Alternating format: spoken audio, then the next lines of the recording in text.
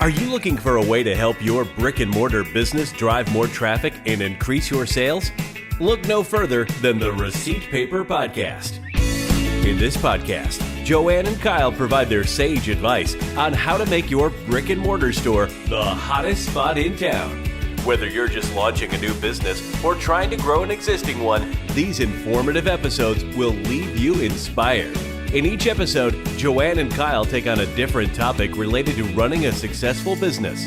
They offer practical tips based on their own experience as owners of multiple brick-and-mortar locations. So whatever challenges you're facing, they have actionable advice for you. From finding a location and executing your build-out, to merchandising and customer experience, to sales and marketing, Joanne and Kyle have you covered. With helpful advice from these experienced entrepreneurs, you are sure to learn how to increase your sales and have your business running out of receipt paper in no time. Let's dive right in. Welcome back to episode 20 of the Receipt Paper Podcast. I am your host, Kyle Strubing. I am sitting here next to my life partner, business partner, all things partner in crime, Joanne Mester. Soon, very soon to be Strubing. Jojo, baby, how we doing this morning? I'm good. We are doing this. We're recording early here with our cups of coffee. Yes. Got a lot going on this next week. We are in 10, 8, 9 days away. I don't know. I'm not counting, but we're about a week and a half out. Yeah, like a week and 2 days. It's Thursday morning. We get married next Saturday evening, so that should be excited. We're excited. Still checking the weather. It is coming down. It is. It's looking at 80 degrees. We cannot believe it. This weekend will be a high of 108. So, yes, we are praying hard for all of our guests that are flying in from Chicago and New York. And, we don't want them to melt here in Texas. Yes, I will also be wearing a black suit, so hopefully we can find some shade and we'll be good to go for that. Yes. So, we keep checking the weather back and forth. It seems positive vibes here, right? Manifest this thing happening for sure. Yeah, we are so excited.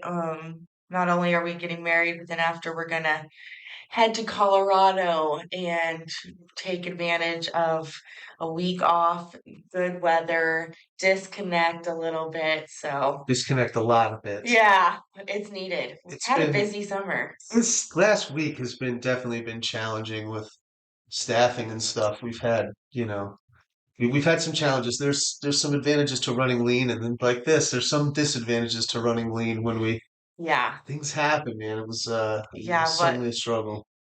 2 weeks before the wedding, we caught an employee stealing. So that was our primary full timer. So that was not fun, but we did find an employee who was incredible. We're going to be training her up over the next few days and get her in there. So we're going to scale it back a little bit and see what she can handle, and then kind of press those levers as needed. Yeah. So things happen, but you just pivot, and sometimes I think they work out for the best. Like this new employee that kind of just fell into our lap. I honestly think that she's great. So far so good. Yeah, so far so good. It was blessing in disguise, maybe. Hopefully, that's kind of how we've had to look at it. I mean, there's only one way to look at it, really.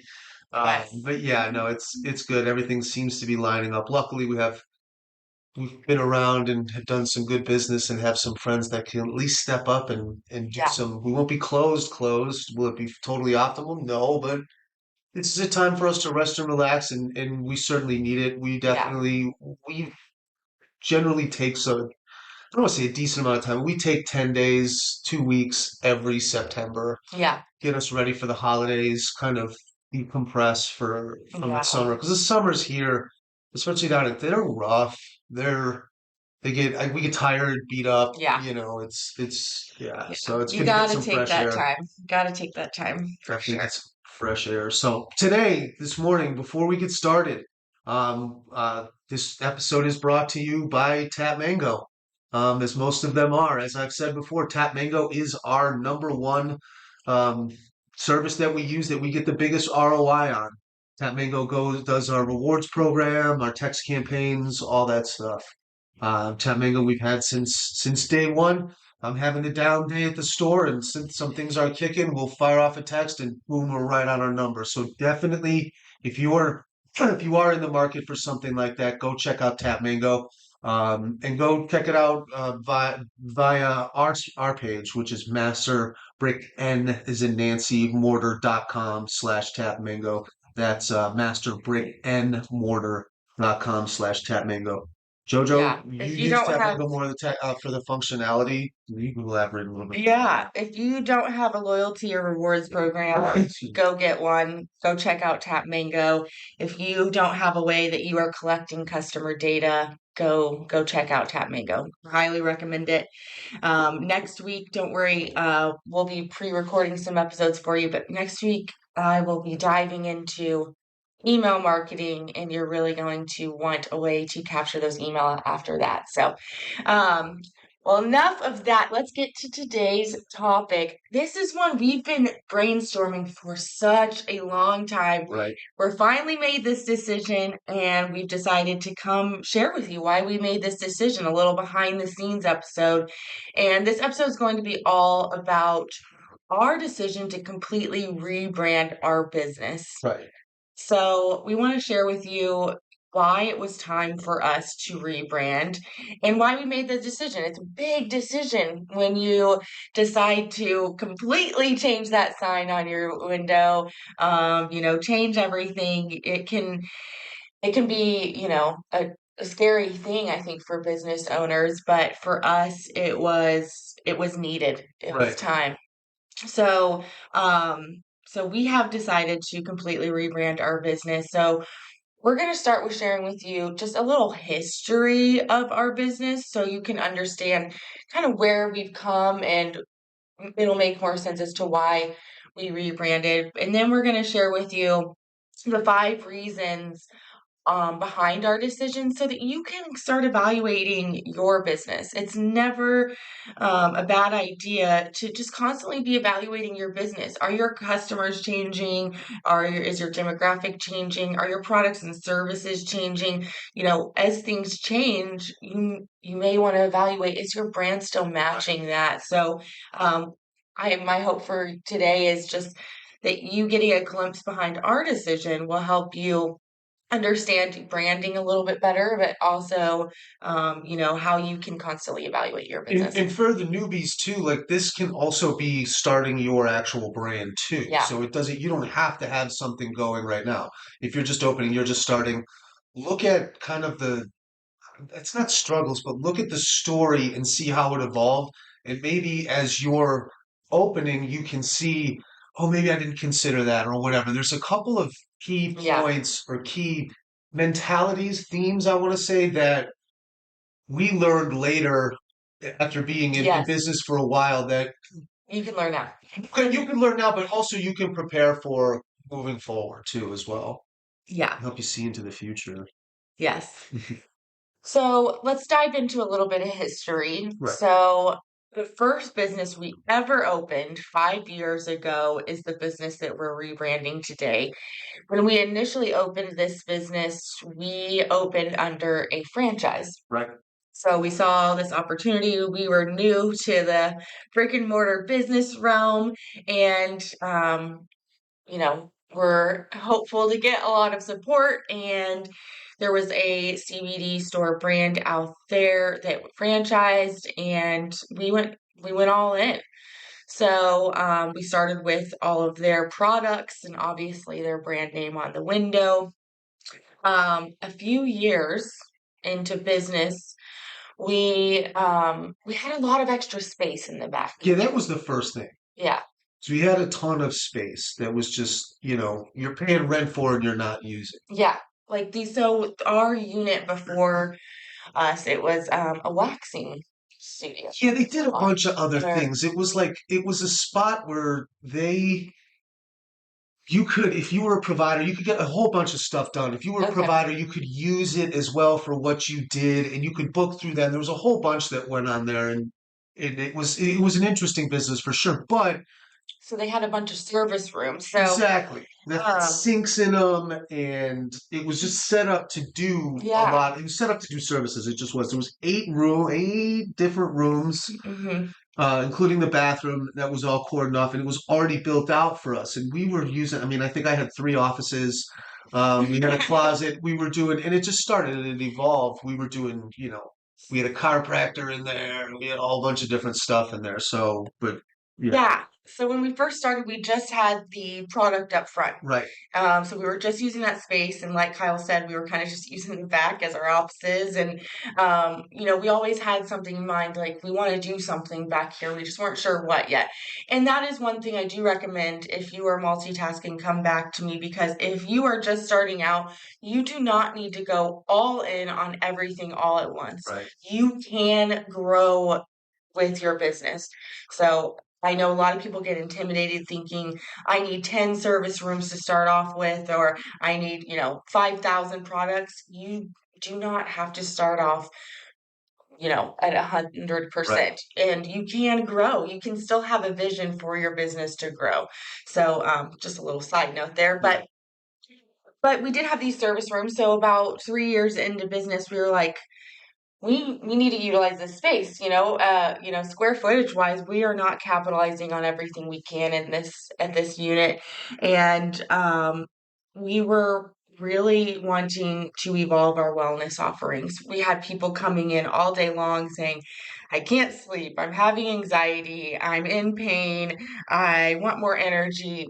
They're telling us all of their needs, and we wanted to provide more value through services that fit those needs, outside of just product. So enter sensory deprivation float therapy. If you haven't heard of it, go check it out. But so we decided to add in a tank. And we started just with one tank in one room, and it was a hit. It grew. Once COVID chilled out, it grew. Yes. It's a little tough selling a shared saltwater spot when they're posting death totals on the television, but I digress. We did try to open that tank, I think a month before COVID, so we had to shut it down. But yes, after post-COVID, we got it back open. Then we quickly grew. We added in another float room, and then it evolved. We added in a cold plunge, we added in a sauna, brought in Normatec compression boots, we brought in a PEMF mat. So things just kind of grew and grew and grew, and we kept continually adding services that were really complementing our products. And I'd say that was one of the best decisions we've ever made. What do you think? People were coming in for, when you look at whatever businesses you do, and a lot of times I'll say this in the store too. People are coming and it's like, well, I want this. And it's like, okay, cool. And they see a specific product. And maybe they do, maybe they don't. Maybe that's what they want. But is that what they really need? Is that really going to do what they say it's going to do? So I always kind of take a step back. I was like, well, what, not that I'm a doctor or anything like that, but what are we trying to accomplish here? And that kind of goes into sales. And I was noticing that they had been told something by something or read something online. It just wasn't going to do what they said it was going to do. But here I had people who were in pain, who took the time and had heard about us and believed in us. And I just wanted to help them. And there was a way for us to do that. And it wasn't always by taking a gummy or rubbing some cream on or something quick fit. Easy for me to say, something quick fix. So it kind of lended into that. And it was we didn't have, just CBD customers. We had people who had anxiety and pain. Yeah. So we wanted to just figure out how, with the space that we had, could we also help them? Yeah. And that really took off. That mentality really helped us. It was such a huge differentiator from other CBD stores. It drove so much traffic for people wanting to try the services that weren't familiar with the product, that were now at least asking questions about the product, and vice versa. It was just such a great cross-sell. People coming in for our products, we were, selling and promoting our services. People coming in for the services were selling product, and it really, really took off, driving a lot more traffic and selling a lot more product. It's kept us in business. Yeah. I mean, it's kept us thriving in business. Yeah. I think that all the time. I'm like, well, even if, and we'll go into a lot of the nitty gritty here with the points, but like, if I'm jumping forward, let me know. But like, we, I always look at it, I'm like, well, we only spent, because now we market primarily through the services. It's just easier. Well, like I said, we'll talk about it there. But I always think, I was like, man, this is the only reason why we're still in business and doing well. But then I look at it back and I was like, well, then we would probably take the money and resources and still be soliciting the same product and marketing the same product. But it definitely made a huge difference. It made a huge difference. So Yeah. yeah, then definitely. So now even today, now we're noticing that some of our not primary customers, but we're noticing a lot of feedback that the original product that we had, which was, excuse me, CBD, it's kind of turning some people off. Yeah. Yeah. So I think, fast forward today, we now have customers coming in for our services, which is great because that's grown so much. But we're branded as a CBD store. Right. And people, it's sad when we first got into this, I think it was brand new, CBD, at least in where we were in Texas. And, we were hoping for this wellness center vibe, but as it's evolved, CBD, it's popped up everywhere. I'm sure you have them in your town. They kind of have this smoke shop vibe, A lot of these stores, they are branded CBD and you walk in and they just look like a smoke shop, or a lot of smoke shops are selling CBD. So there is a negative connotation around it. It was easy, like you said, it was easy for us to differentiate. Yeah. Not easy, but it was possible for us to differentiate, for sure. Yeah. Once people walk in, they realize, okay, this isn't a smoke shop. But, when you're coming in for a high-end service and you're like, this is in the back of a CBD store. Yeah. So what's in the water? And I need some of that. Yeah. Yeah.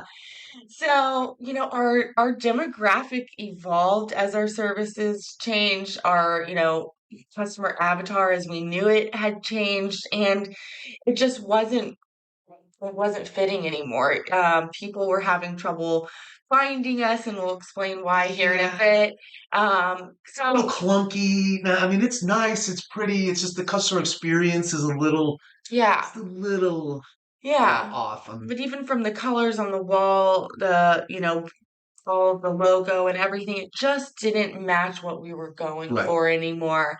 So we signed originally a 5-year franchise agreement, so we were up for renewal. And Kyle and I, it was pretty easy for us to just decide, like, hey, we're not, on the same direction as this franchise anymore. We've really built something completely different. Luckily, we were allowed to do all the services. Most franchises wouldn't allow that. But yeah, so we made the decision to do a full rebrand and change that we will be doing over the next few months, and we'll definitely share that with you on Instagram. I'll be showing you the whole progress. Once we get back from the wedding, we'll be definitely working on a lot of that.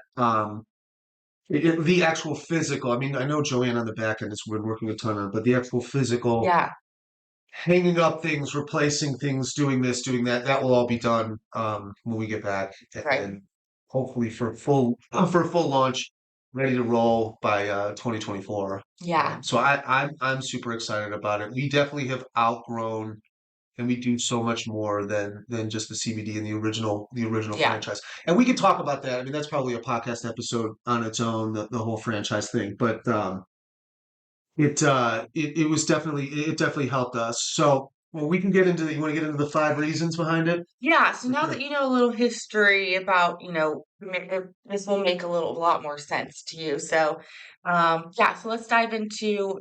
We want to share with you the 5 core reasons why we made that decision. Sure.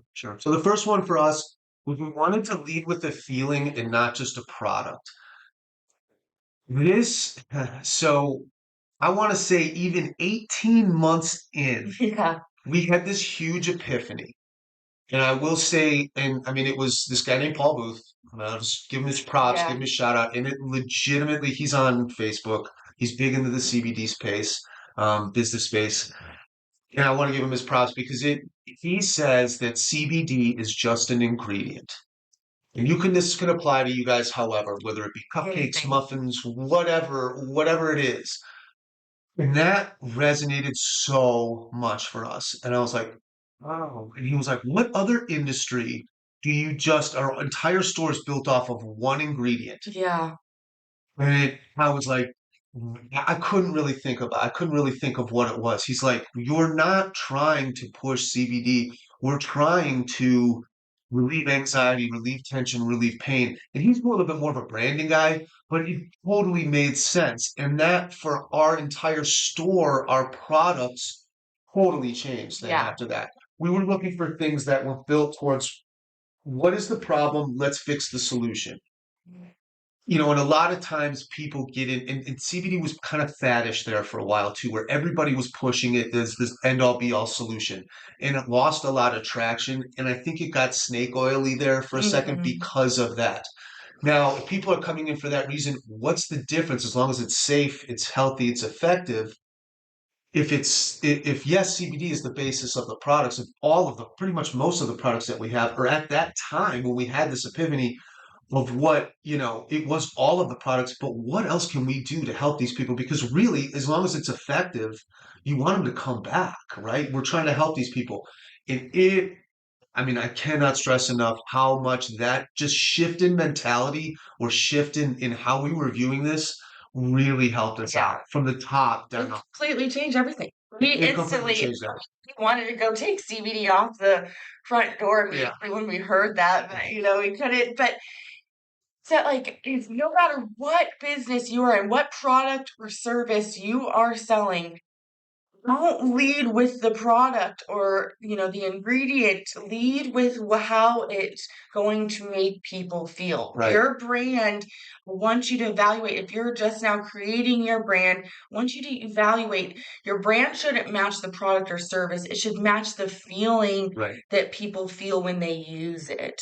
Or so it was just so huge. And I at the time hearing that, and it shaped everything that we do today. Right. And then we noticed as we had this mentality, we started to notice the industry starting to catch up. But it was like a year later, we would then start to see certain products developed that gave this solution as opposed to just, hey, here's the ingredient. And it really helped. And then it really helped us. But then that allowed us to look even bigger than with the flow tanks. Right. Stuff like that. Because people were talking about not being able to get rest, pain, and anxiety. And that floating it hits all of those. Yeah. So it just made sense for sure. Yeah. For sure. Right. You like that one? That's my favorite one. That honestly, Paul, thank you. Yeah. So number 2 was our freedom to advertise. And this one may not be relevant for you, but it may be something you need to look into if you are just starting out. Make sure that you can advertise your core ingredient or your name. So we, this was something we didn't even really consider when we were first opening because we weren't even familiar with Facebook ads and Google ads and things like that yet. We were such newbies. But when we opened, we found out, you can't advertise CBD anywhere. Like Right. Facebook doesn't allow you to. I Well, mean, you have CBD on your website yeah. that it'll Facebook will pick up on it. It's just there were so many things that was tripping us Yeah. up. Google Ads didn't allow you to. I mean, there was a million and one things, and I'm not gonna lie, as a brand new business, that was hard. That Yeah. meant pretty much all digital marketing avenues were unavailable. And we all know in this digital world, like that's tough. Like we were stuck with the age-old print and get out there and network, which is doable. Like we did it, but it would have been a whole lot easier. It's hard to scale. It's so hard to scale, especially with smaller operation. I mean, there's the biggest limit, the the most limiting factor we have is two small business owners is time. I mean, it's Yeah. like we were having to shift and move and da da da da da da da just to be at some, and you never know if the event or whatever that you're at is a bonk or whatever, and it's hard to track. It was Yeah. just a nightmare. It Yeah. was just a total nightmare. So go check whatever your, core products are or core services. Just take a glimpse at, if you're going to be allowed to advertise, if they're going to have any restrictions there. And if you are, you just want to make sure that it's not in your name, like, Yeah. So that's the biggest thing. So we started actually using a fictitious brand called Float Capel, which we still put a logo on our window saying Float Capel, but the main panel sign was our franchise name. But um, so we were able to do Facebook ads and then Google ads, and it was huge. We all of a sudden started getting like tons and tons of, probably get close to 50 messages on our Facebook ads a day. Like that was huge. And all of a sudden we're collecting people's info, we're, getting hit up, but then people would be driving around like, where the heck are you? Yeah. Yeah. So it was confusing, but it was worth it to us to answer that phone every 5 minutes and explain to people, hey, we're inside of the CBD store. Um, so obviously a big reason why we decided to rebrand and something for you to look out for.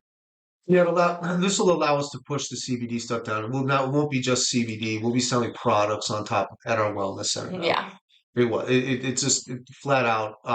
And that's one of the reasons why, that is the reason why also, when we started doing, when we had all this back to like the chiropractors and all this other stuff, we were just looking to see how this could drive any door swings, regardless if they were coming for us or not. Well, then as we added the floats and stuff, we were in control of that.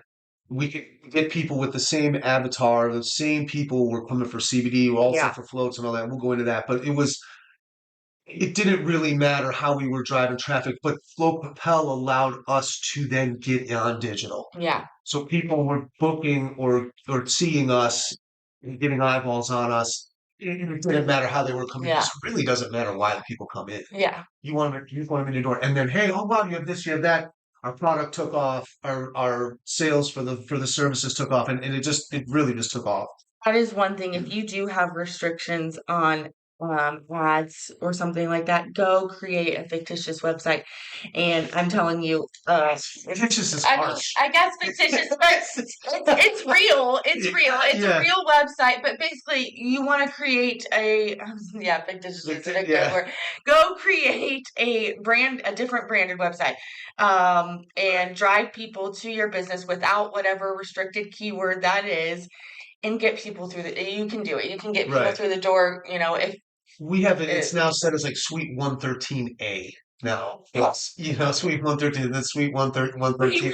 And you want that name on, the window. Yeah. Something, this is just kind of a band-aid before you rebrand or something. Right.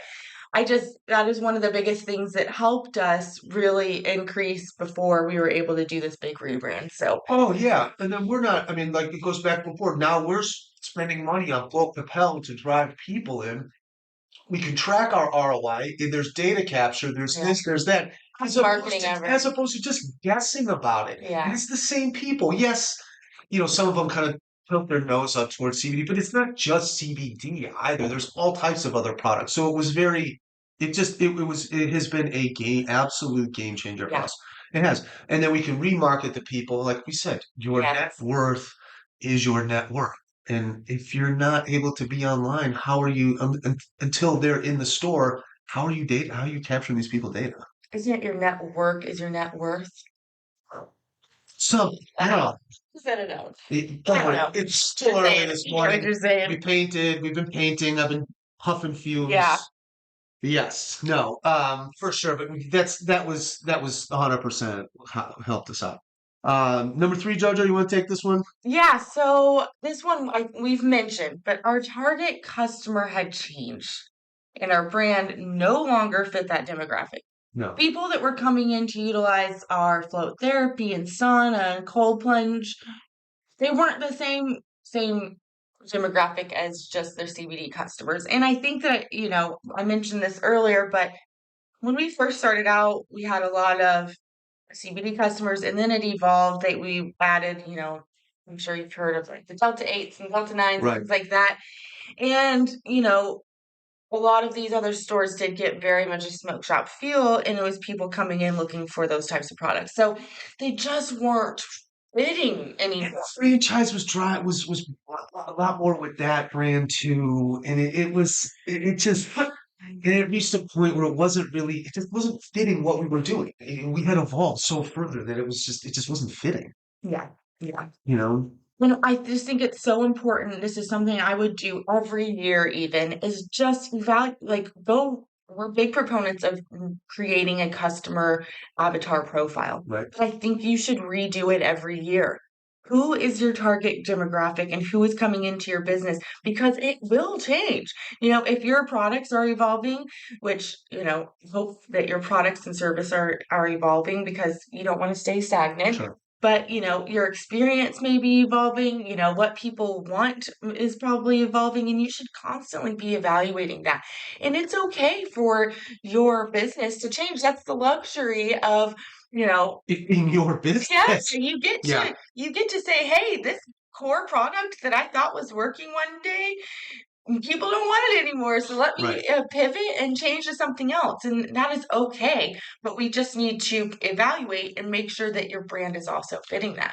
How do you, some of the things, my biggest thing on how I evaluate for me, my baseline is average transaction. So what are some things that you evaluate that the demographics change? Is it something that you're seeing personally in the store? Or I noticed like for us, our average transaction went down.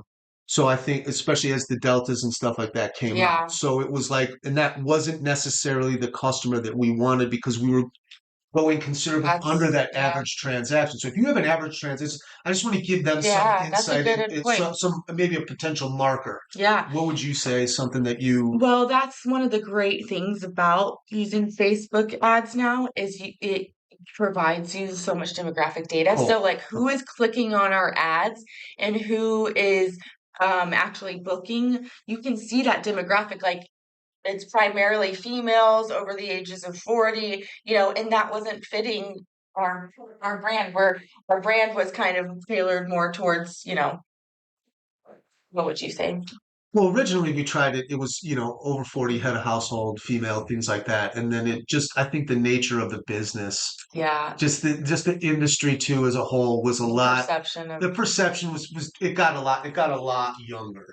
It definitely got a lot younger. But I can and this is probably and that's just anecdotal, but that's one of the ways that I try. I mean, I'm in there all the time, so Yeah. I see it. Yeah.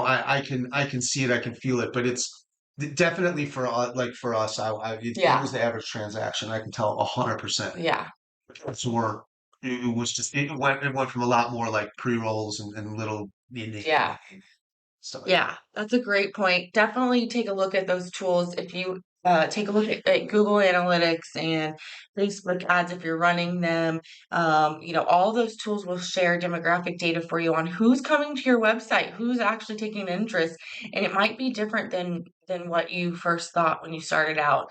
I'd also, just evaluate who's actually walking into your Right. store. Is it, younger, older, female, male?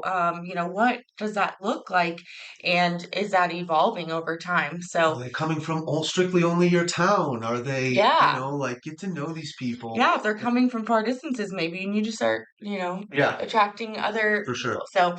So much to talk about here, but That really goes down to that parlays to number two for sure. Like being able to be on and advertise and be on socials where you can track this, like that. You're not getting that information to know that your target demo has changed. You're not having as much insight. You're like me sitting there guessing and making anecdotal so you have to definitely for sure. Absolutely. For sure. So number 4 was we were just simply not getting value from the franchise we joined. And not every franchise is like this, but I will tell you, joining a franchise, it was a super low franchise fee, but at the end of the day, we did expect some support, some like anything. Anything? And we just didn't get it. We were paying a monthly fee, and there was not a lot of the marketing help that they did provide did absolutely nothing for our They cut market. most of it off, and I don't want to shit on them. No, we're not going to but, sit like, here and we had grown. We had grown individually as business owners and had and our literal brand had the CBD as an ingredient thing was rang true, and they were still focusing on that, and we had kind of outgrown that. So it just made sense at the time. We were going to have to renew, and it was just it just made a better sense. It just made more sense for us. We had grown considerably. yeah. Yep. And, if you are evaluating a franchise, ask a lot of questions at Yeah, the beginning. And I just don't recommend committing to a long-term contract. sure. You want to be able to have that option to get out if it's not a right fit for you any longer. But there are franchises out there that offer tremendous value and so much support, and it makes people's lives so much easier, Sure. helps them grow. So there are incredible franchises out there, but there are also ones, that Yeah, well, that don't offer as much value. So, that's just our thoughts on that. I mean, yeah, I mean, it's tough to, but one thing I would say, and then we can leave it at that, but it's like, don't build the brand for these people. Right? You want to, that's what they offer is the brand. And if they don't have a brand to build, like, then just don't, Yeah. just, move on. But yeah, so moving on, number five, why reasons behind our decision to rebrand is open the doors to add more products, services, and experiences so that we can grow. Yeah. We've gone from CBD to now wellness to now really like biohacking. Yeah. Which has me pumped. It has Yeah. me so pumped because it really taps into who we are at our core and Yeah. as a person and what we love What to lights do. us up. That Yes. self-care, that trying out a new service, that all of that really gives us an opportunity. And we were just so limited with that. Yeah. Well, people were coming in for CBD, and if you try to turn around and sell them a wellness-based product, they're kind of like, eh. But, our hope now as we rebrand and transition to a wellness center, excuse me, is that people are coming in for wellness reasons, and so it doesn't matter what product we're selling. We plan on expanding our product offerings and really adding in some cool new stuff. We're going to be adding in some like health test kits where people can test if what was it called? Like their different vitamin levels and Right. super cool stuff that we, felt like just wasn't a fit when we were a CBD store, but now these things can be. And we could sell the same products. I mean, we're not going to be really eliminating all that many products. No. We're going to run a little bit lean because we want some shelf space. But the same people that were coming in and my regulars who drive a lot of this, they don't give a rat's butt what the brand is right now, as long as I'm there and you're there Yeah. and we are the ones providing it to them that awesome. And they know we're going to have an awesome customer experience. So, and then if they're not and somebody's upset about it, then they weren't, then it is what it is. Yeah. It's Yeah. But that's the thing is our regulars, obviously got to know us and the experience that we provide, and that's what they fell in love with. And that's what we want to turn around and shape our brand to reflect because we want people, They to trust us, and attract they're the going to right go on people. with this journey too. You know what I mean? They're going to continue to help and support what we're doing. I mean, it really helps Yeah. that we have that. We have those fans, right? Yes, for sure. For sure. So let's recap here. So the 5 reasons we really decided to rebrand and things we think you should evaluate constantly is number 1, lead with a feeling and not a product. Remember that your product or service may just be an ingredient to get people to feeling a certain way. So you want to lead with how are people going to feel when they walk out of your business or utilize your product or service. Number 2 is freedom to advertise. You want to ensure that what your brand name is and your branding is able to be advertised. Number 3, our target customers had changed and no longer fit our demographic. Number 4 was the lack of value that our franchise provided. And number 5 was opening the doors to add more products and services to grow our business. Yes. Absolutely. So I highly encourage you to kind of take that action here to evaluate your business and take note of your target customer and see how it's evolving. Take, 30 minutes once a year just to dig into who your customer avatar is and what's changing, what's evolving to make sure that it still matches your customer demographic for sure. We will be sharing with you our rebranding journey on Instagram. So follow us there. We'll be showing you kind of the pretty aspect of it, what we're I will painting. not be looking pretty, I'm sure. Well, we're making something pretty. That is at Master Brick and Mortar on Instagram if you want to see our progress there. We will also do an episode in the future on the exact steps that we took to rebrand. You know, what we painted, what we built, what signage we had to change. So if you are considering rebranding, stay tuned in the future. Next week, I will be back for an episode all about email marketing, one of the best tools that we have used to grow our business month over month. So you do not want to miss that episode. Kyle, any last words? Go check out Tap Mango for sure. Yes. We appreciate them, and I am excited. I'm going to go into the store now and go work on some things that I'm certain are to challenge me today, but I'm excited, ready to roll. Awesome. Thanks. We'll see you next week. Have a great day, everybody. Thanks for tuning in to the Receipt Paper Podcast, your go-to source of information for starting and growing a successful brick-and-mortar business. Subscribe to hear future episodes and share this content so that more people can access these valuable insights. If you're looking for more resources to help you with your brick-and-mortar business, visit masterbrickandmortar.com or follow us on Instagram at masterbrickandmortar. Thanks again for listening to the Receipt Paper Podcast. We'll see you in the next episode.